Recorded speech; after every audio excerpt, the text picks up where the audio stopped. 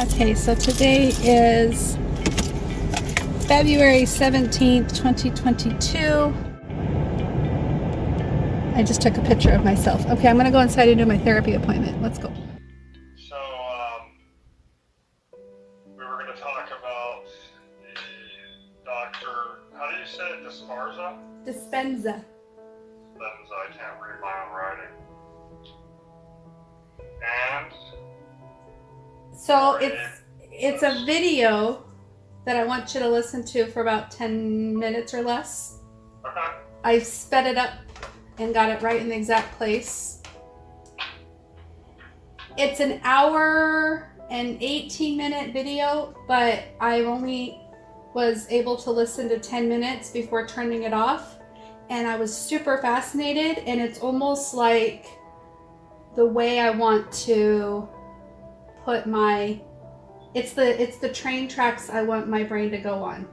Do you know what I'm saying? All right, so I'm gonna see if this works.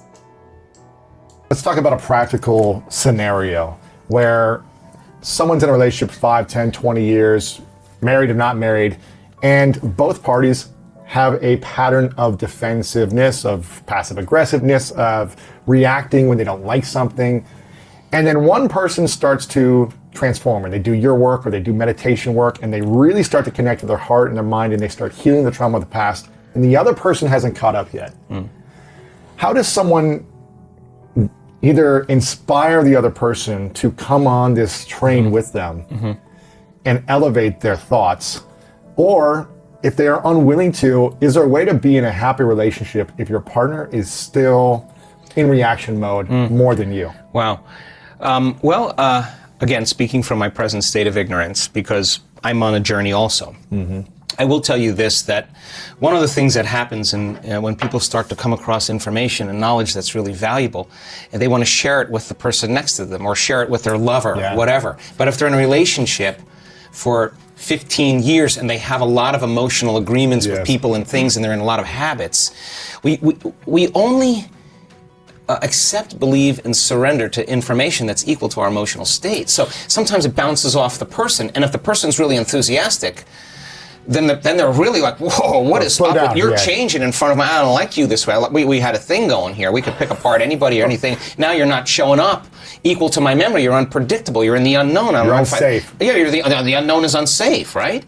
So a lot of times the enthusiasm is the first thing that starts creating disconnection. But if the person goes, that's amazing, that's really cool, say it again, like they're ready to hear the information, those people are going to evolve together, right?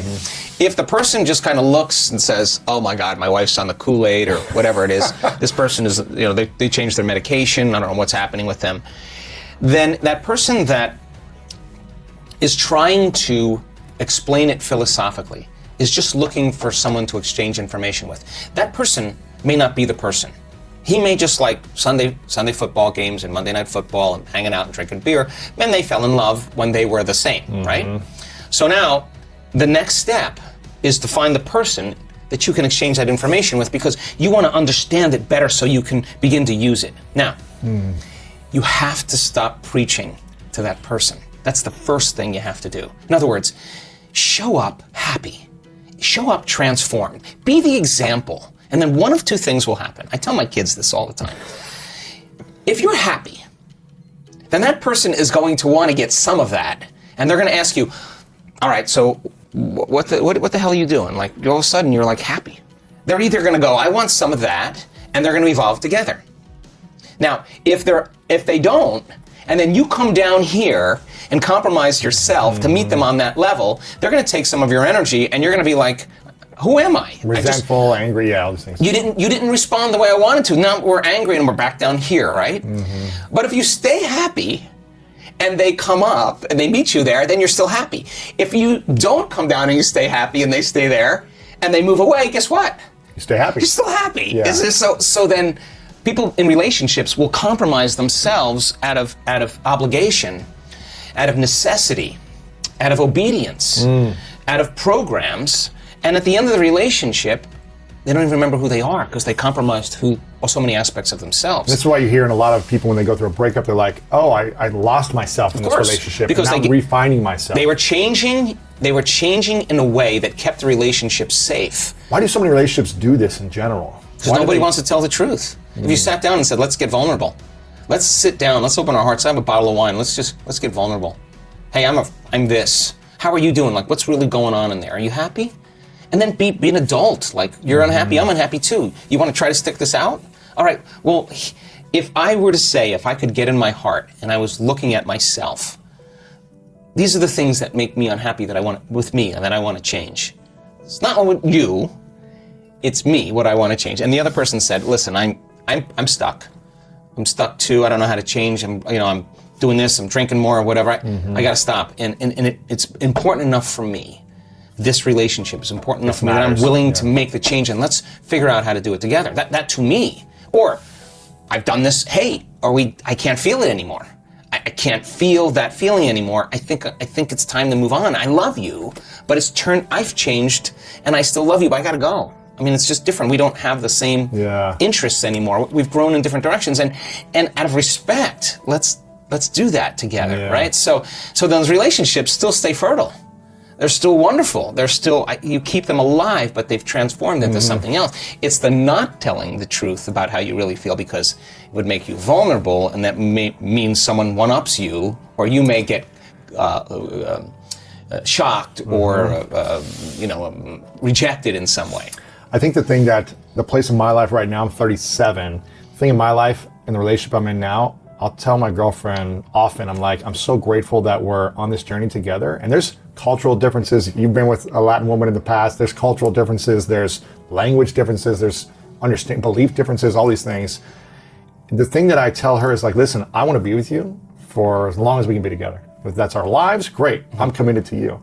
But I'm also committed to myself. And if we're not able to line up consistently over time, and if we're both suffering and we're unable to make it work, it's okay. We can break up. It's okay.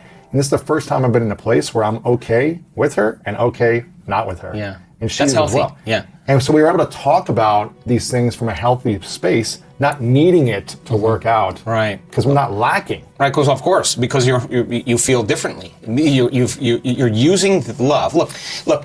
The truth is, if you truly are love, Yes. then you will be challenged always to a greater level of love. And I have had enough mystical experiences where I thought, you just can't have any more love than this. Really? Until I've had another experience and I'm like, wow, there's even more, right? So in a loving relationship, I have 3 children and I only want the best for them. That's it. So if you truly love someone and you want the best for them and they need to go, you gotta love them. Yeah. Just as long as they got that kind of clear agreement with each other. Like, I'm gonna go. I just gotta go. And yeah, it's gonna hurt, but that's if there's truly love, you would want that for that person, their best, right? Yeah.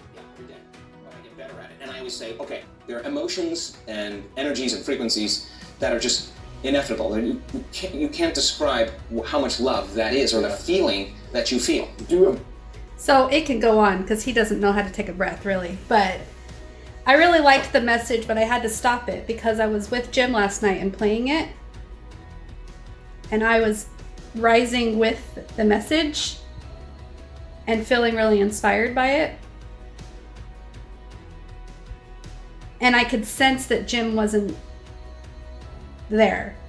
And because I wasn't able to focus on the message so much as I was focusing on his, I don't know if he was breathing heavy. I don't know if I was in my head too much about what he was thinking or feeling. But I decided to pause it for me because I was losing out on the message. I wasn't. You need to listen to that alone. Right. So I wasn't as fully aware and present with the message. As soon as I paused it, Jim's like, what are you doing? Why you stop it? And I go, because I needed to stop. I wasn't able to process the information in the first 10 minutes of it as much as I wanted to before I watched the rest of it. I didn't realize it was an hour long and blah, blah, blah. And so he says, because I hadn't listened to it prior. And so he says, okay. And I go, what did you think of it? Probably a bad question to ask him because he says, well, all I heard them say is that it's, if they're not going to heal with you, it's okay to break up with them or something like that. Yeah. Well, he's just hearing he's hearing the part that's a threat. Right. Right. And that's just more evidence that he's not really willing to change who he is as long as he can change you. right. And that's unbalanced. It's very unbalanced. And it's to the point where I'm listening to what this message is, and it's like, okay, I'm obviously not ready to let go of the relationship. I obviously get some sort of benefit out of hanging on for as long as I have. I'm learning my boundaries. I'm learning that I don't want to live with him, but I also learn that I get to take back my power in the moments that I choose to be around him. So, what does our future look like? I don't know. It's not within my control. I let it go, and I just worry about my happiness. I worry about... Yeah, you don't have to overthink it. That's the beauty of all of this, is I think sometimes, with therapy, we go over so many different concepts and ideas and skills that it's very easy to overthink everything. Right. And because there's a skill for everything, there's a perspective for everything, there's a concept for everything. But we don't have to know how and why it works. Just like they said in that recording. Mm-hmm. We don't have to know the why, and we don't have to preach it to our significant other. It's the evidence of it in your own life is the message. Right. Right. And it that's... reminds me of a place, not to religiousize it, but it reminds me of a place in the Bible where Jesus healed some blind guy, and they were trying to get to the bottom of what happened. The Pharisees, right? The ones that are literal thinkers. What happened? How did it happen? When did it happen? Why? All of the questions. And he's like, look, all I know is that I was blind and now I can see. That's all I know. Right. And that's really can be your attitude is look. And that comes, and from what these guys are saying, is that comes from being present, being unapologetically who you are. And that's what made me really excited to share it with you, is because it's the same concepts that you've been talking about. Yeah. About being present, being mindful, letting it go, really. And not being stuck in the past with it, not letting your anxiety get away with it, because you're just going to attract more of what you don't want by focusing on what you don't want. Yeah, and the more we look back on the past and the whys and why did this happen and what could I have done different, the more we do that, it's just evidence that we're not really present. Because when we're present, we're here in the moment, we're not elsewhere. When we're in the past, we're not present. And I really love what they were saying about being honest and having that moment of vulnerability where you're taking accountability for why things are the way they are. Pointing fingers takes less pressure off me having to take accountability, and if I can just stop doing my victim thing, then I can get out ahead of my own stuff quicker than all that. Yeah, and you're not the crystal that you were when you were a child. Right. Now obviously, we know that there are different parts of you and they all have value.